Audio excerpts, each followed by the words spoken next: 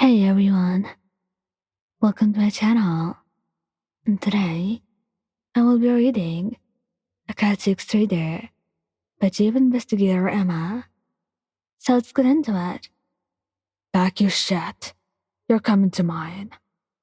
This text in question came in right after Katsuki had spotted the bruise on your arm. Through one of your latest Snapchat stories, you had done your best to cover it up.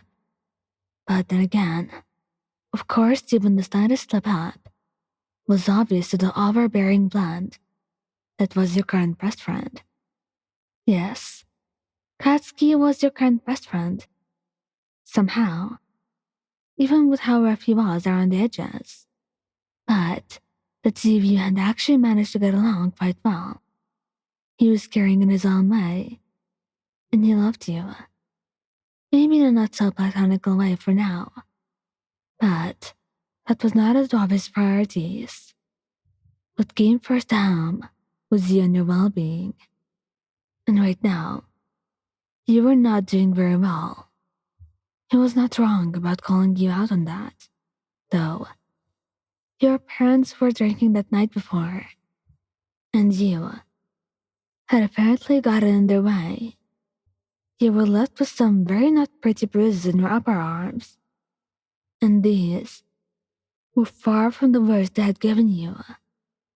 Regardless, it always made Katsuki furious whenever he found you with bruises or injuries.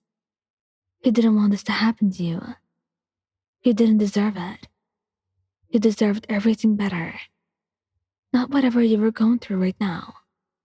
And since he cared about you so much, he wanted to make sure that you were okay.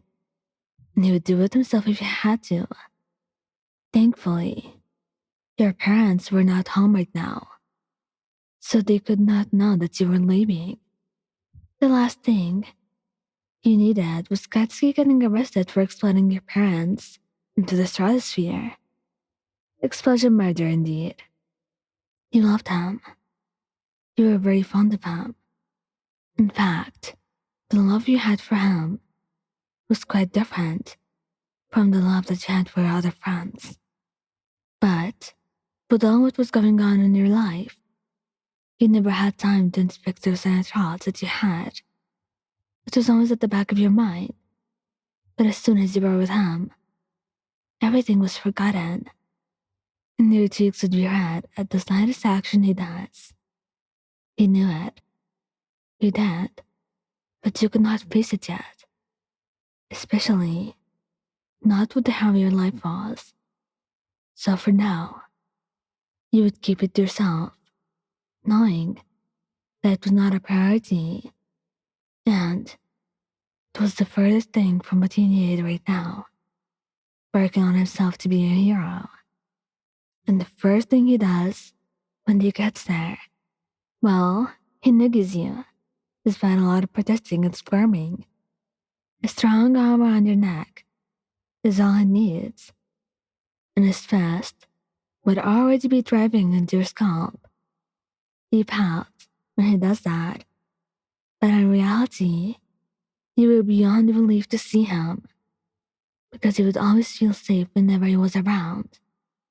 He was a reassuring presence in your life, and you were so happy that he wanted to do this with you, to help you and be beside you, because you were so lucky to have someone as caring as him as your best friend.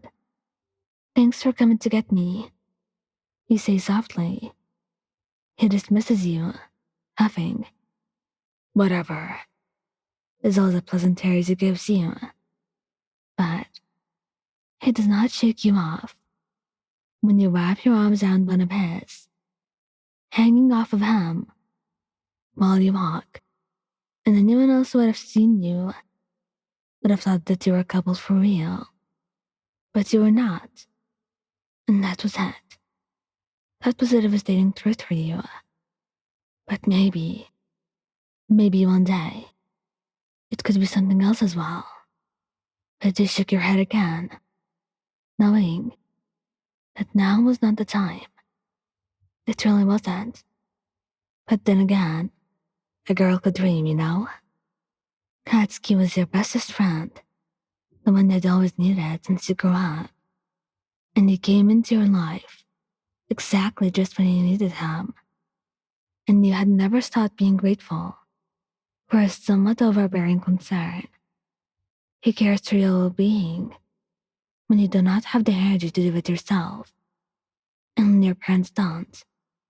And it meant the whole world to you.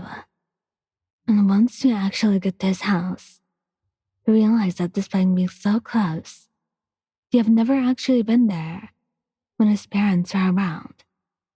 This being especially evident when Mitsuki answers the door with a scowl. What?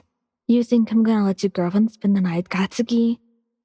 I don't think so, she shouts, smacking him across the head with her bare fist. In what universe is this appropriate? Damn it, you old hag. You make me throw up. Mine is not my damn girlfriend. She's just not safe at home and needs somewhere to stay. Nobody said he was tactful. And, while thankfully no one noticed, from the lack of light, he was blushing. This is light bad. You spend the night shoved on the couch between the two blondes as you all watch The Matrix, because, in your coat, the real abuse at work here is your parents never making you watch this. Snacks are in bowels all around you too, and by the time the movie finished, you were fast asleep against your best friend. It's a damn crime to fall asleep during The Matrix. He growls softly as he lifts you up and brings you up to his room. He had changed his sheets before he picked you up, and he tucks you in with a tenderness never seen before from the explosive teenager. And you don't wake, and he watches you for a moment before he ruffles your hair and leaves the room. Night, nerd, he says, before closing the door and heading down to sleep on the couch. Thank you guys for listening. Don't forget to like, subscribe, and comment. I hope you enjoyed listening to this as much as I did making it. Anyway, goodbye.